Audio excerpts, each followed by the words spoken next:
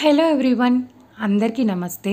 So ఈరోజైతే నేను మీకు ఈ వీడియోలో ఆయిల్ని తక్కువ యూజ్ చేసుకొని ఫుడ్ని టేస్టీగా ఎలా ప్రిపేర్ చేసుకోవాలి అనే దాని గురించి అయితే కొన్ని టిప్స్ షేర్ చేద్దాం అనుకుంటున్నాను.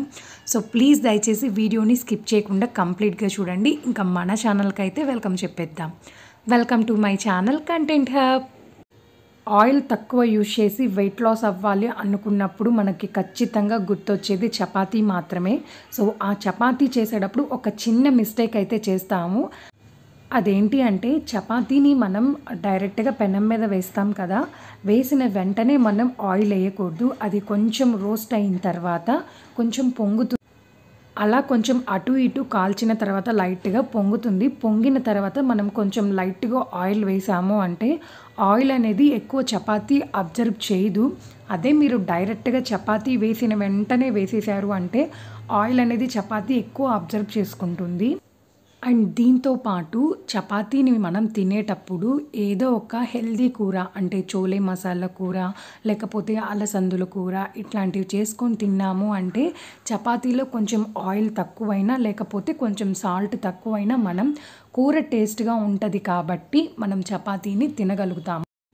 అండ్ చపాతీలోకి లెమన్ అండ్ ఆనియన్ కాంబినేషన్ చాలా బాగుంటుంది. సో ఒక కర్రీ పెట్టేసుకొని లెమన్ అండ్ ఆనియన్ పెట్టేసుకొని చపాతీలు తిన్నాము అంటే ఈ విధంగా మనకి బోర్ కొట్టదు. అండ్ చపాతీని కలిపేటప్పుడు ఎక్కువ ఆయిల్ వేయకుండా కొంచెం మిల్క్ కొంచెం వాటర్ యాడ్ చేసి కావాలంటే లాస్ట్లో కొంచెం ఆయిల్ అప్లై చేసుకోండి, పర్వాలేదు. అంతేగాని ఎక్కువ ఆయిల్ అయితే వేయకండి. నెక్స్ట్ టిప్ నెంబర్ 2 వచ్చేసి మన ఇంట్లో చేసిన కర్రీస్లో తాలింపు కంటే డీప్ ఫ్రైస్ని ఎక్కువ ఇంట్రెస్ట్గా తింటామన్నమాట మనం. అండ్ ఇప్పుడు నేను తాలింపుని కూడా మనం టేస్టీగా ప్రిపేర్ చేసుకొని తినడానికి కొన్ని టిప్స్ అయితే చెప్తాను.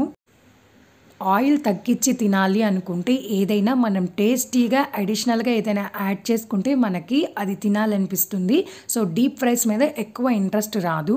సో దానికోసం అయితే ఫస్ట్ మనం ఒక మిక్సీ తీసుకొని అందులో కొంచెం పుట్నాల పప్పు అండ్ కొంచెం కొబ్బరి అండ్ కొంచెం కారం అండ్ తర్వాత కొంచెం చిన్నుల్లిపాయలు అండ్ కొంచెం సాల్ట్ ఇవన్నీ యాడ్ చేసుకొని మనం మిక్సీకి గ్రైండ్ చేసుకొని ఒక పౌడర్ లాగా అంటే అప్పటికప్పుడు చేసుకోవాలి.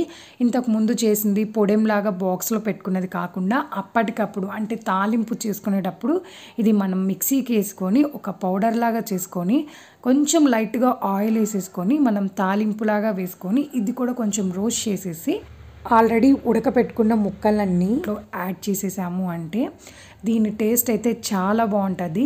నేను ఇంట్లో తాలింపులన్నీ ఈ విధంగానే చేస్తాను. ఇది ఏ తాలింపుకైనా మనం చేసుకోవచ్చు. టేస్ట్ మాత్రం చాలా బాగుంటుంది. మీకు ఇంకా డీప్ ఫ్రైస్ మీద కాన్సన్ట్రేషన్ అయితే వెళ్ళదు.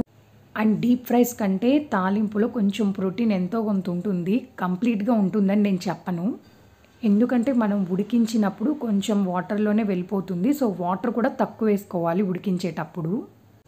అండ్ ఈ పౌడర్ని మనం తాలింపులో అంటే బీన్స్ తాలింపు, అలసందుల తాలింపు, క్యారెట్ తాలింపు, బీట్రూట్ తాలింపు, చిక్కుడుకాయ తాలింపు ఇలా చేసినప్పుడు చాలా బాగుంటుందన్నమాట టేస్ట్.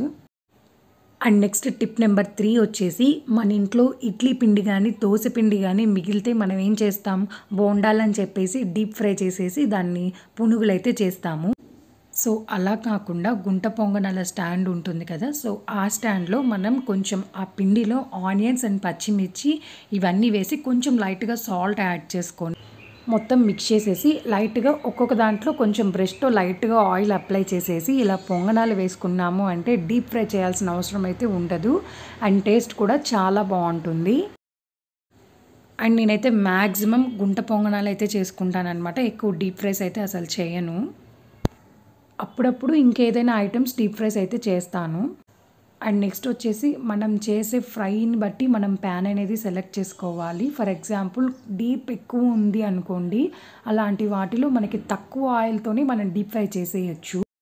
అండ్ నెక్స్ట్ టిప్ వచ్చేసి ఆయిల్ క్యాన్కి స్టార్టింగ్లో ఉంది చూసారు కదా ఆయిల్ ఉంచుకునేది, అది కొంచెం సన్నగా ఉండేదైతే మనం వెయ్యాలనుకున్నా కానీ ఎక్కువ ఆయిల్ వెయ్యలేము.